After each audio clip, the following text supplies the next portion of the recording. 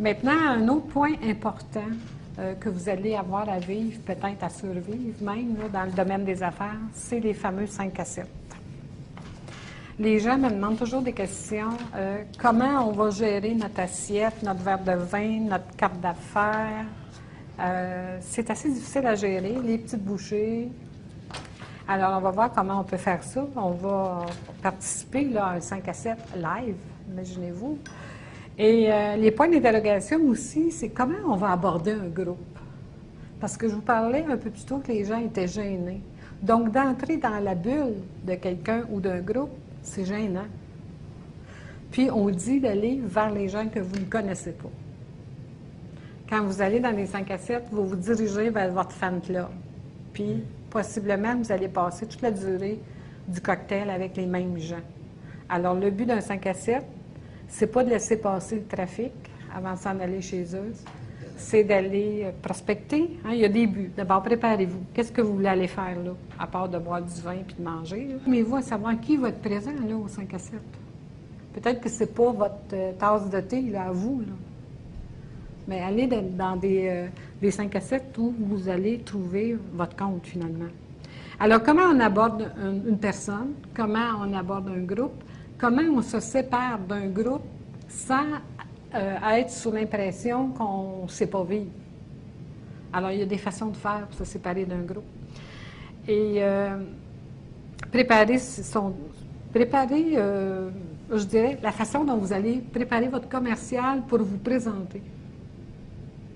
Dans de courts mots, là, comment vous allez vous présenter? Vous allez dire votre nom, vous allez dire ce que vous faites, puis après ça, dans de courts mots, pour que les gens, tout de suite, lors de votre présentation, sachent ce que vous faites. Comme moi, je pourrais dire, je suis présidente de telle entreprise. Bon, à cause du nom, ça peut leur dire quelque chose, mais quand on a un nom différent, ça ne veut rien dire nécessairement. Donc, à ce moment-là, soyez précis dans votre explication. On va regarder aussi comment on donne nos cartes et comment on en reçoit des cartes. Est-ce qu'on en a seulement des cartes avec nous? Hein? Toujours. Alors, on va s'en servir. Et c'est justement là qu'elle ne devrait pas être. Oui, ça, j'essaie de être dans mon petit pad, mon porte-carte. Dans un porte-carte. Moi, j'ai pas de carte de points. Porte-carte, en tout cas, c'est déjà une étoile. Et les autres, avez-vous besoin de cartes professionnelles? Non. Non? Si, quand vous voyez, vous, des futurs locataires, ça serait peut-être bien de leur rester une carte? Oui, absolument. Ouais, c'est vrai Hein? qu'on faire, mon Ouais. Absolument.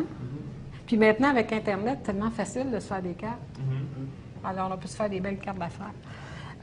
Alors, il y a 3 personnes qui vont être alentour du buffet et qui vont faire comme s'ils étaient dans un 5 à 7, qui vont jaser. Puis, il y a 3, moi, avec 2 autres personnes, on va essayer d'entrer dans votre groupe. Pourquoi 3 personnes? Parce que c'est toujours plus facile d'aller vers des nombres impairs. Oui, oui. Parce que si 2 personnes discutent ensemble, il y en reste une personne qu'on peut aborder, donc on peut discuter avec l'autre personne. C'est ça. 2 personnes ensemble, c'est assez difficile à aborder. Des fois, c'est peut-être des sujets plus personnels. Ouais. Mais si vous allez dans un groupe de 3, il y a une ouverture, c'est un triangle. 4, c'est plus difficile. Il peut y avoir 2 conversations à 2. Et 5, c'est plus facile. Donc 3, 5 et 7.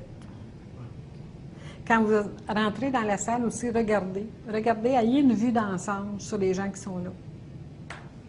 Et dirigez-vous vers des gens peut-être que vous connaissez, mais vous n'êtes pas obligé de passer la soirée ou le 5 à 7 avec eux. À quelle heure on arrive à un 5 à 7? On n'arrive pas à 7 h moins 5. On n'arrive pas à 5 heures, on arrive à 5h30. Ah, 5h30, 5h30, et on n'est jamais les derniers à partir. Mais il y a toujours quelqu'un qui va être le dernier. Il y a toujours un dernier. Bien, il y a au moins quelqu'un de l'organisation qui va être là. Puis avant de partir, allez toujours remercier les gens qui ont organisé l'événement. Souvent, c'est des bénévoles qui ont organisé les 5 à 7. Oui, à l'entour de. Si vous avez reçu une invitation, un 5 à 7, à l'entour de.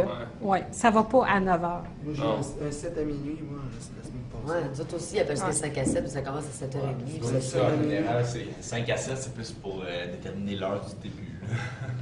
C'est ça. Bien, alors, un 5 à 7 aussi, si vous recevez une invitation, qu'est-ce qui est marqué sur le carton d'invitation?